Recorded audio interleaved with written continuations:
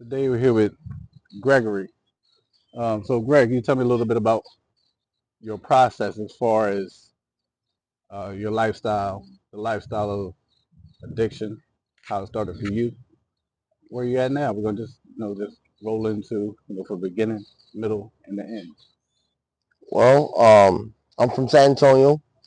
I actually grew up here. Dad was military. Grew up here. Went to middle school here. Left my high school years all in Texas. As soon as I hit Texas, it started marijuana. Um, Shortly after the coke, I was doing so much coke, my nose was all tore up, bleeding. So I started smoking it. I'm 43 now. I started smoking crack when I was 18. I started doing coke when I was 16. I started smoking weed when I was about 13. Um, it just progressed. The pills, the heroin, that started with doctors here. Mm-hmm. Started on the tramadol. 2 years, 2.5 years into the tramadol, the government can change it to a controlled substance. They cut me off.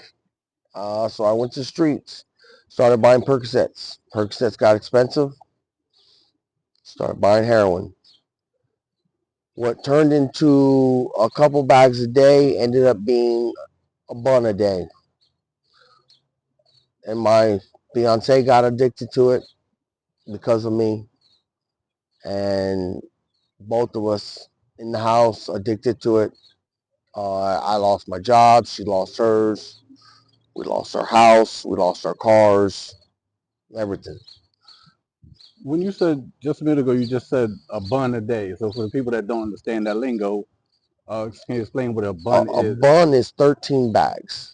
A Um, bundle. So it's actually yes, just short for a bundle. it's short for a bundle. Okay. Yes.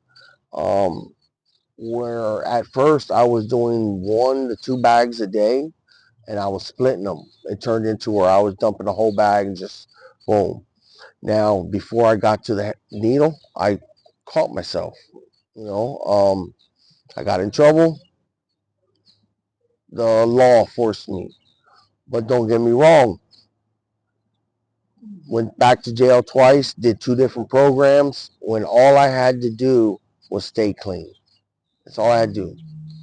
And I couldn't do it. So the third time I was facing jail, I was also facing losing my kids because I had my kids at the time. They were going to end up in the care of my family. So their mom was addicted to the drugs. She was in the street. She was getting locked up. So that's when I said, this is it. Now I'm 5 months in. Um, I have relapsed twice with the crack. The heroin, I don't have an issue with. I don't really crave. But the smoking, the crack cocaine, I love it. Mm-hmm. Um, and I say that with a, how you say, um, it's a type of love and passion that you feel. I don't even know how to explain it because I can't. Mm-hmm. It's just I know I crave it.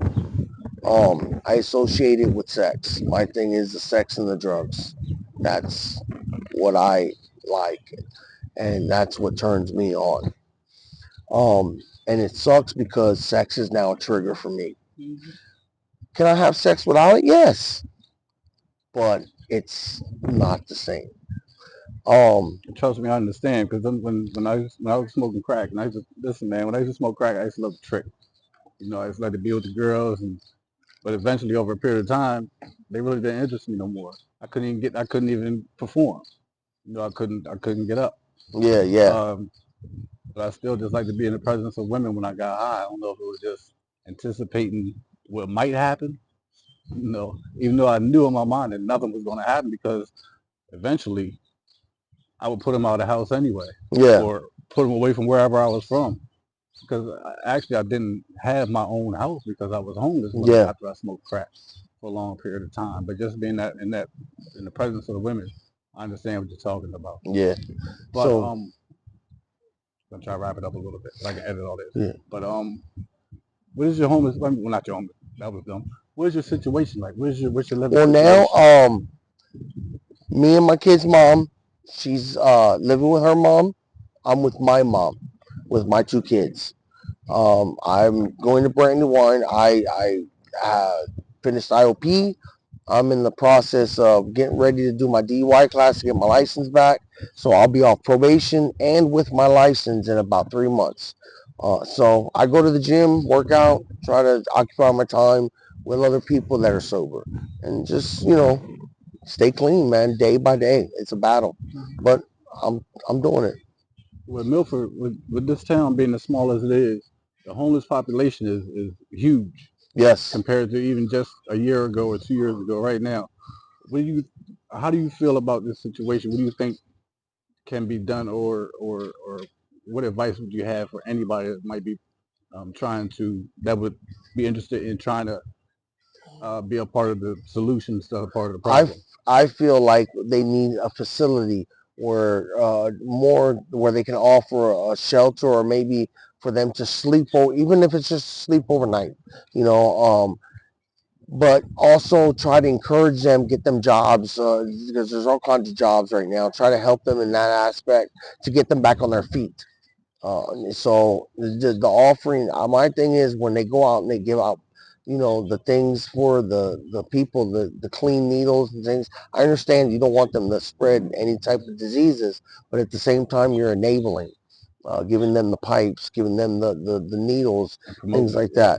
that. So I feel like instead of doing that, get them up so that they can get, encourage getting clean or going to a rehab or something and get them a job. When we come out of rehab, we come out of Banyan or any facility. They don't have nothing in place for us. Okay, look, while we were in there, we worked with them and look, you got a job when you come out. Or look, we got all this in place for you, housing and all this when you come out, you got a fresh start. No, you come out, you go right back to the street. So what happens? They relapse. They just go back to what they know. Oh, I think that they do need more help for that. Exactly how to do it, I don't know. But like this facility here, it's empty. This whole Mhm. side of the building is completely empty. Okay, I feel like they should open it up so that at least for people to sleep overnight. You know, a shelter, some type of. They offer help already, but nowhere to sleep. I don't know.